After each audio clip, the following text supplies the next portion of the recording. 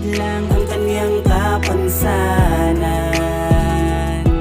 Kahit anong mangyari, tuloy lamang ang laban. Hangad nga ay makatulong sa mga nangangailangang mga tao. Siya si Mr. J, the PWD. Hello po sa lahat, welcome po sa ating channel, Mr. J, the PWD. Ang taong may kapansanan, may pangarap sa buhay. So ngayon ay andito po tayo sa ilalim ng tulay. Ayan, ito po, nandito po kami sa ilalim ng tulay. Actually, yung pong na-vlog ni Dr. Lab, yung si Marian, diyan po yung banda, no. Diyan po yung banda yung nakatira si Marian, no. So ngayon naman meron po tayong pupuntahan din dito sa kabila na may nakatira din po ditong isang bata na bali nakatira lang ito sa sa nanay, no, or sa lola. So kasama natin si Engineer Agul. Ayan. Ito po ay scout po ng Engineer Agul. Ayan. At siyempre bigyan natin ng kahit konting groceries, may bigas din po. So samahan nyo po kami at interviewin natin si nanay po dito. Actually dito po sila sa ilalim ng tulay talaga po nakatira sa ngayon.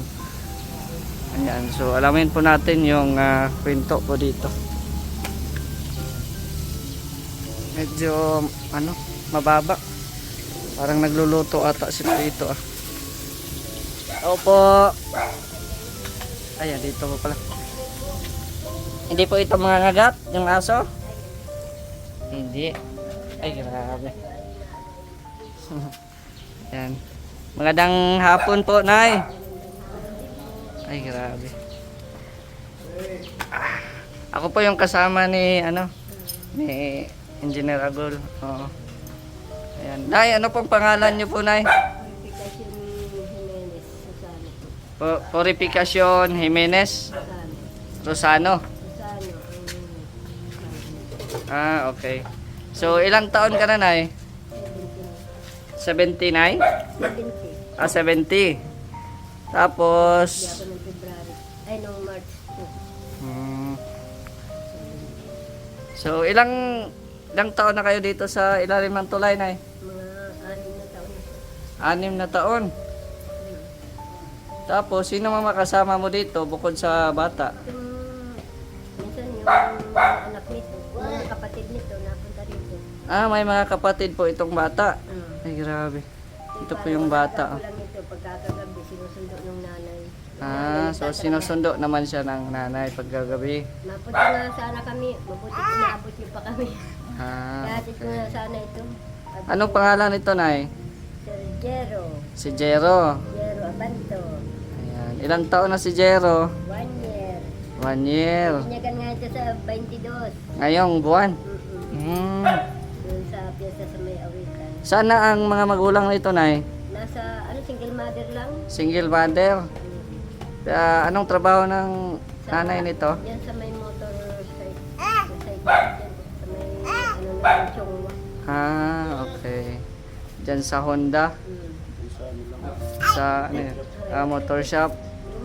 Sa motor shop lang. Okay. Ayan. Yun o. Ang gwapo ng bata. Ayan o. So dito kayo natutulog, Nay? Ay, grabe. Saan pa? Meron din dyan na may kwarto. Pag mapasok po kayo dito, mga kalingap, yuyuko po talaga. Oo. Mayuko po talaga. So, ayan Grabe. Para makita yung Ayan kagapuhan. Mayroon kasi pong ganito kaya yuyuko po talaga. Ayan So, di naman po disturbo, Nay, dito, Nay. Dito naman kami dito. Pag yung kumbaga hindi naman yung maririnig masyado yung mga sasakyan. Hindi ba delikado, Nay? Kasi parang maka na Matibay pa nga ito. Kasi maglindol nga ay walang kalang maramdaman. Hmm.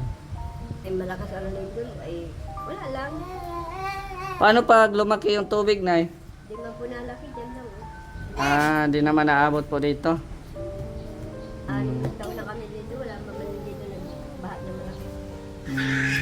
May asawa ka pa, Nay? Saan po asawa? Nandyan po. Yan. Walang trabaho nga at nagpupunta kami ng pinagtatrabaho na. Mm. Kaya yan ang gawa nila. Pag napunta yung mga barkada. Yan, oh. Diyan si Jero. Nananampal ka ha? Jero, behave, Jero. Upo ka, Jero. Upo. Sige, Upo upo. daw, upo lang, upo daw. Upo daw. Upo ka, Jero. Upo. Upo lang daw, upo. May regalo ako sa'yo. Ano nga, engineer, yung ating dala po ngayon. May regalo pala sa'yo ni si Ninong mo.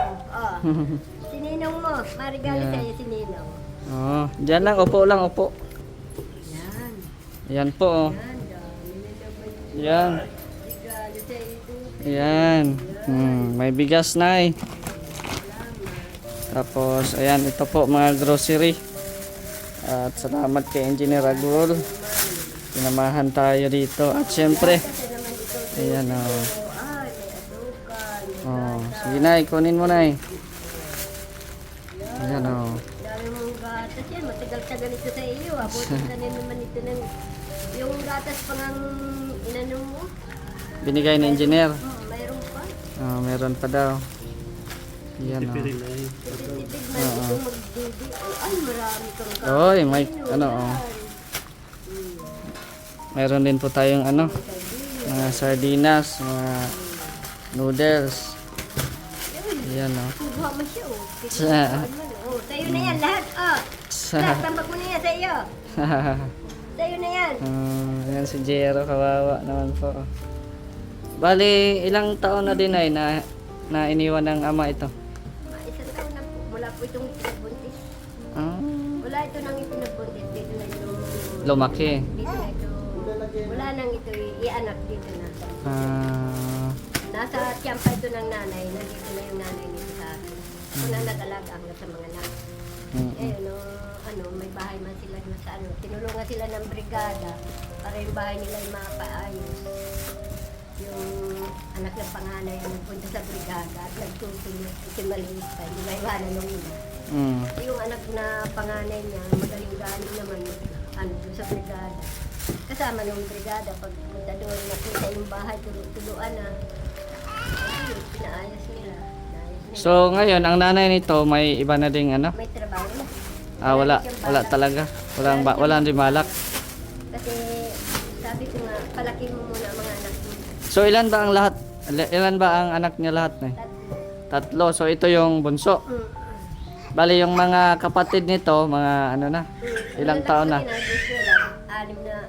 Anim na taon yung isa. Yung panganay ay siyam. So, ayan ang si Jero. Shoutout, Jero. Wala siyang kamalay-malay. Nandito pala siya sa ilalim ng tulay. Oh. Ayan. Sige, bigyan mo na, Nay. Chocolate yan, Nay. Bigyan mo na si Jero. Kain ka ng chocolate? Ha? Jero? Kain ka ng chocolate? Ito. Ay, grabe. Hindi yan, hindi mo yan makakain, Magi. Sige. Ayan, pinagbuksan ni Lola. Oh. Ayan. Kainin mo na, Jero. Ay, grabe. Sarap siya, oh. May gatas pa si Jero. Sarap. Yan, may gatas pa. Salamat kay Ate Nance Chen. Maraming salamat sa pagtulong po. Sa inyong suporta. Maraming salamat po, Ate Nance Chen. Oh, ayan. May ano din, Nay. Lagyan mo ng ano yan. Lutuin mo mamaya yan para makahigop ng sabaw. Oo. So bali, ihatid mo siya ngayon doon sa ano? Oo, mamaya pag alas 4. Okay. So bali, pag umaga, ihatid din yan dito.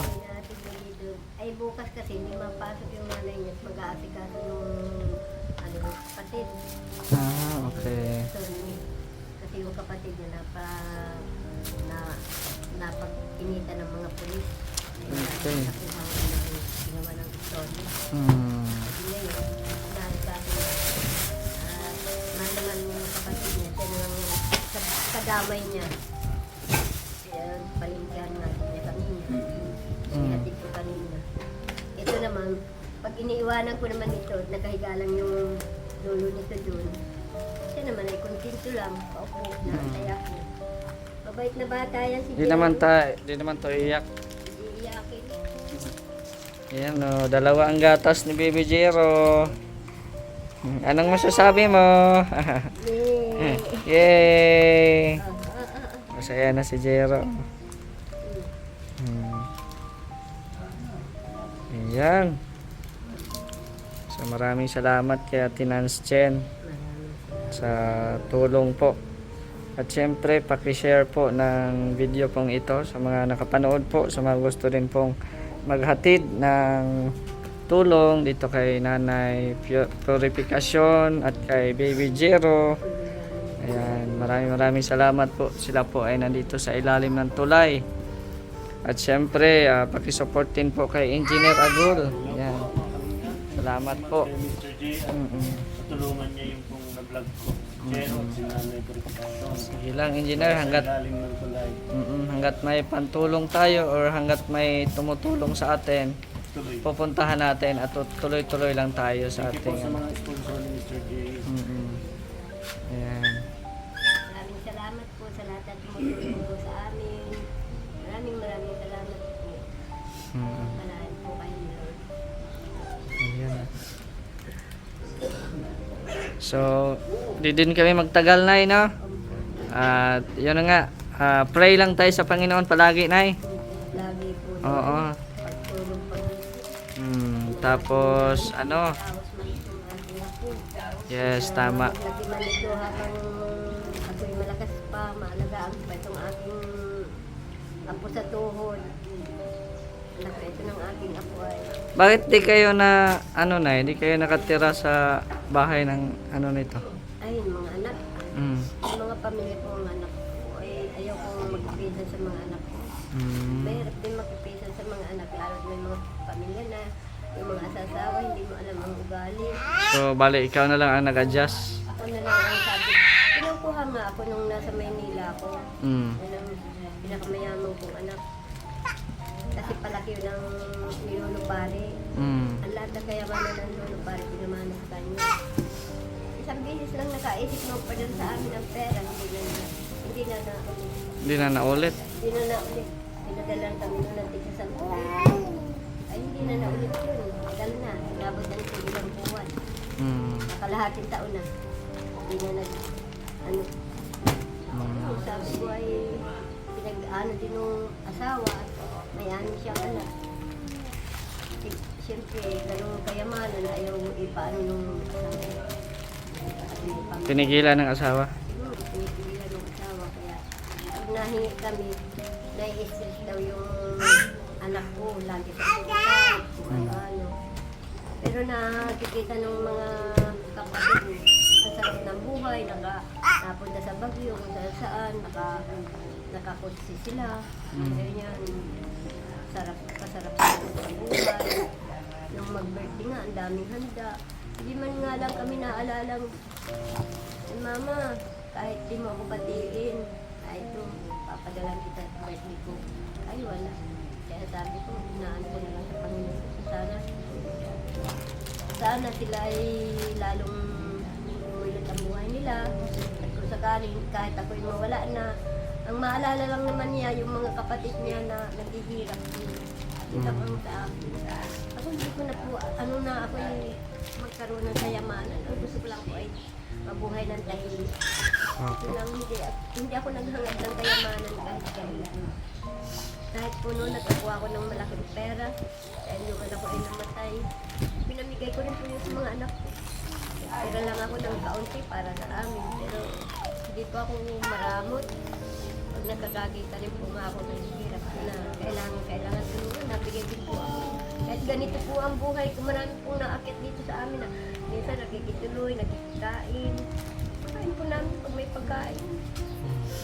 Kaya marami ako pong anak-anakan, kaya ang ano po ng Panginoon sa akin, yung ganun nga po. Maraming manadating na nabigay din sa akin. Yung mga iba, yung mga kanila, minsan na para ba dito, pag nakita ganito na tayo, ang nabigay din po sa amin. So, sige lang Nay, no? Pray lang talaga tayo sa Panginoon Nay. Tapos, Hindi nakakalimutan po sa Panginoon. mm Kahit oras-oras, sabi ko kami gabayan. At ang mga apo ko hindi magkasakit. Ito nga, una, minsan ay sinipon at siguro na sa kinuhang pag-uwi nung ina. Ay pinainom ko ng yung oregano. Yun, nag-iigi ang pakiramdam. Hindi na siya naghahalak. Ay malaki nang nagastos yung pa-check up. Yung lamang ay kamamahal ka. Sabi ko, oregano lang ang kailangan. Binili tayo ng mga gamot. Ay mahirap din ka ako yung maasa ka sa gamot na wala namang So sige Nay, di din po kami magtagal Nay. Oo, Bibi Jero. Bye-bye, si Bibi Jero. Okay na, bye-bye. Bye-bye, Bibi Jero. Bye-bye. Ayan o. Eh, ay, Bye-bye na tayo. Bye-bye. harap sa camera Nay, ano. Bye-bye. Maraming salamat po sa inyong mga natulong. Sana po palain po kayo. Okay. Salamat Nay.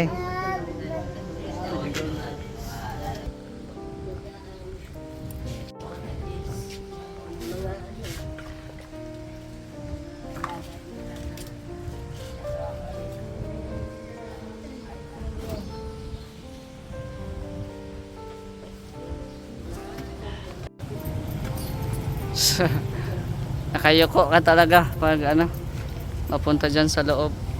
So, ayan no, marami pong salamat sa lahat ng mga tumutulong, lalo na kay Ate Nas dyan. Maraming salamat po ate. At ito nga, may napuntahan man po tayo. Salamat din kay Engineer Agol sa pag-refer din po. Nyo lang po suportahan ang Team Kalingap sa panguna ni Kuya Val at Edna Kalingap Rab. At syempre, wag kalimutan Engineer Agol. At sa ating sa ating channel, sa mga hindi pa nakasubscribe, pa-subscribe naman po. So ito na, paakyat na naman tayo dun sa taas. So tara. Sobrang ano pala dito. Nakakatakot umakyat. Gagahan lang talaga. Grabe.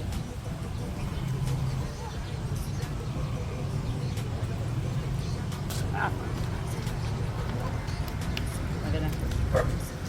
Ay, grabe oh. Hanggang si engineer naman umakyat. Buti na lang. Ayan. So, shoutout din sa ating mga kasamahan sa Mindanao. Si Boy Guy Vlogger, Vendor TV Vlog, Jarix TV Official, June TV Vlogs, Ronel Vlogs, and Jason Katambay. Pakisuportahan din po ang team natin sa Mindanao. So marami pong salamat. It's me, Mr. J, the PWD. Ang taong may kapansanan pero may pangarap sa buhay. God bless. Thank you so much.